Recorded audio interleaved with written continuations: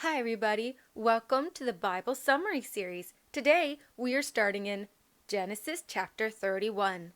Time passed, and one day Jacob heard that Laban's sons were saying, "Jacob has taken away everything that was our father's.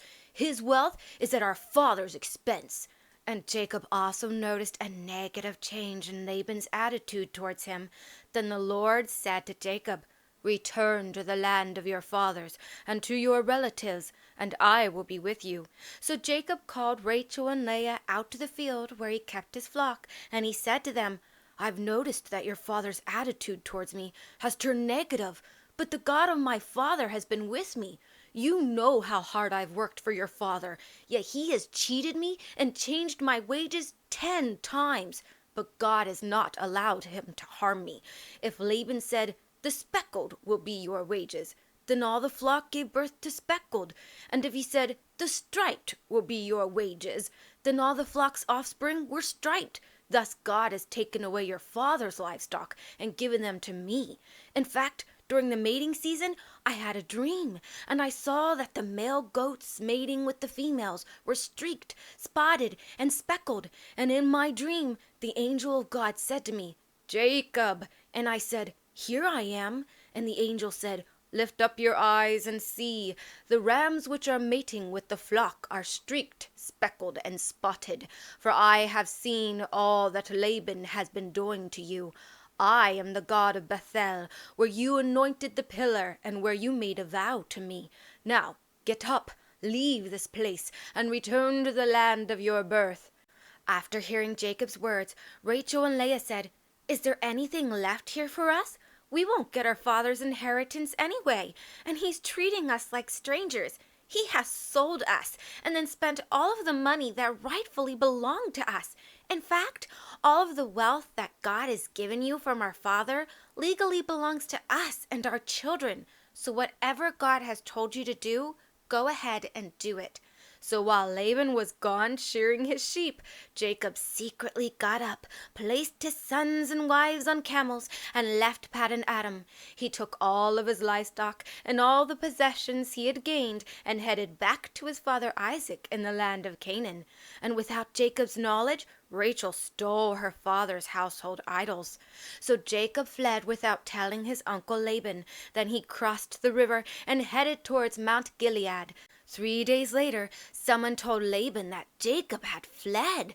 So Laban took his relatives with him and hotly chased after Jacob for 7 days till he caught up with him.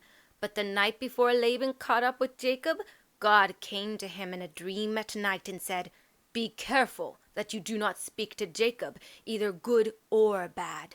Then Laban caught up with Jacob, who had set up camp in the hill country of Gilead. And Laban said to his son-in-law, "What do you mean by deceiving me like this?" he demanded. "How dare you drag my daughters away like they were prisoners of war? Why did you slip away secretly and deceive me instead of telling me you wanted to leave? I could have sent you away with a farewell feast, with singing and music and tambourines and harps. You didn't even allow me to kiss my grandchildren and my daughters goodbye. You have acted beyond foolishly, and I could destroy you for this. But the God of your father appeared to me last night and said, 'Be careful not to speak to Jacob, either good or bad.' Now, I can understand you wanted to leave because you're homesick for your father's family. But why did you steal my household gods?"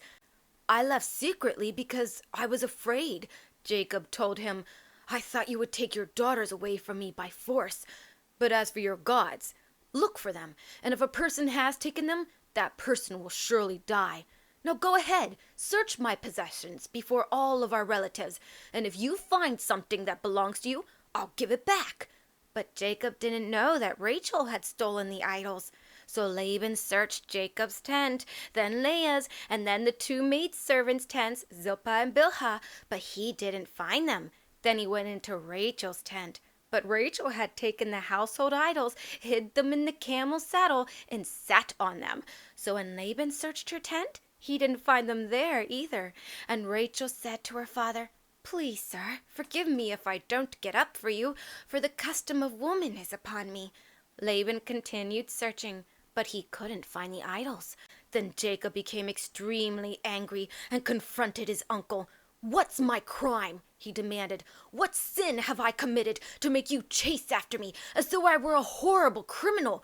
You've searched through all my possessions. Now show me what you found that belongs to you. Go ahead and set it here in front of us for everyone to see. Let them judge between us. For 20 years I've stayed with you and cared for your flocks. In all those years your sheep and goats never miscarried. I never ate any of your rams. And if one of your animals was torn by beasts, I didn't bother you with it. Instead, I bore the loss. You made me pay for every animal that was stolen, whether it was taken by day or at night. I worked for you through the scorching heat of the day and through cold and sleepless nights. These 20 years I've been with you, I served you 14 years for your 2 daughters and then 6 more years for your flock. And you changed my wages 10 times. In fact, if the God of my father hadn't been with me, the God of Abraham and the fearsome God of Isaac, you would have sent me away empty-handed. But God has seen mine affliction and the hard work of mine hands. That's why he rebuked you last night." Then Laban said in a huff, "These daughters are my daughters, and these children are my children, and these cattle are my cattle, and all that you see is mine. But what can I do today to these my daughters or to their children?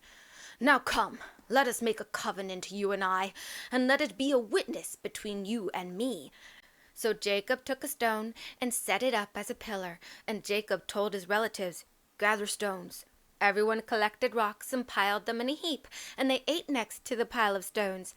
Laban called the place Yeager Sahadutha, which means witness pile in Aramaic, and Jacob called it Galid, which means witness pile in Hebrew. But it was also called Mizpah, which means watchtower, for Laban said to his son-in-law, "This pile of stones will serve as a witness between you and me today. May the Lord watch between us when we are absent from each other. If you mistreat my daughters or marry other women, God will see it, even if no one else does. He is a witness to this covenant between us. Look," Laban added, "here is this pile of stones and this pillar that I have placed between you and me. They are witnesses that I will not pass beyond here to harm you, and you will not pass beyond here to harm me. May the God of Abraham, the God of Nahor, and the God of their father judge between us." So Jacob made an oath by the fear of his father Isaac. Then he offered a sacrifice on the mountain and called his relatives to eat with him. And everyone ate a meal and spent the night on the mountain. Early in the morning, Laban got up, kissed his grandchildren and his daughters goodbye, and blessed them. Then he left and went home. In Genesis chapter 32, Jacob continued on his journey home, and the angels of God met him. When Jacob saw the angels, he said, "This is God's host," and he called that place Mahanaim. Then Jacob sent messengers to Esau, his brother, who lived in the region of Seir in the land of Edom. He told his messengers to say, "Your servant Jacob has been staying with Laban, and now I have oxen, donkeys, men servants, and women servants, and I've sent these messengers to tell my lord of my coming, hoping that you will show grace to me." The messengers went to Esau, and when they returned to Jacob, they said, "We went and told your brother Esau, and now he is coming to meet you with an army of 400 men." When Jacob heard this, he was terrified. He divided all of his people, his flocks, camels, and herds, into 2 different groups, and he said, "If Esau kills one company, maybe the other one will be able to escape." Then Jacob prayed to God, "O God of my father Abraham, and God of my father Isaac, the Lord who said to me, 'Return to your country and to your people, and I will make you prosper.' I am unworthy of all the mercy and faithfulness you have shown me, your servant. When I first crossed over this river, I only had my staff, but now I've become 2 groups of people. Please save me, I pray, from the hand of my brother Esau, for I am afraid that he will come and attack me and my wives and the children. You said, 'I will surely treat you well and make your descendants as the sand of the sea, which cannot be numbered for multitude.'" So Jacob spent the night there. Then he selected a present for his brother Esau from his livestock: 200 female goats, 20 male goats, 200 ewes, 20 rams, 30 milking camels with their colts, 40 cows, 10 bulls, and 20 female donkeys with 10 foals. He separated the animals into different groups, led by different servants. Then he told those servants, "Go ahead of me and make sure there is space between each group of animals. When my brother Esau meets you," Jacob commanded the first servant, "he will ask you, 'Whose servants are you? Where are you going? Who owns these animals?' You must tell him, 'They belong to your servant Jacob, but they are a gift for his master Esau. Look, he is coming behind us.'" Jacob then commanded the rest of the group of servants to say the exact same thing to Esau as they presented their gifts. "In this way," Jacob thought, "I will appease my brother with the gifts that go before me. Then afterwards, when he sees me, maybe he'll accept and forgive me." So the gifts went on ahead while Jacob stayed that night in the camp. But later that night, Jacob got up, took his 2 wives, 2 woman servants, and his 11 sons, and crossed the ford of the Jabbok. He sent them across the stream, along with all his possessions. And so Jacob was left alone, and a man came and wrestled with him until daybreak.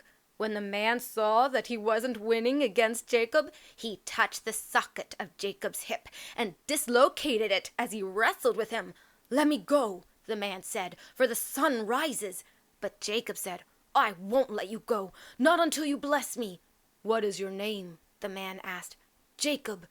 "Your name will no longer be called Jacob, but Israel, for you have struggled with God and with men, and have prevailed." "Please tell me your name," Jacob said. But the man said, "Why are you asking about my name?" And after saying that, he blessed Jacob. The man left, and Jacob named that place Peniel, for he said, "I have seen God face to face, yet my life has been spared." The sun was rising above Jacob as he crossed over from Peniel, and he was limping because of his hip. That is why, even till this day, the Israelites won't eat the hip tendon that connects to the hip socket, because the man strained the tendon of Jacob's hip.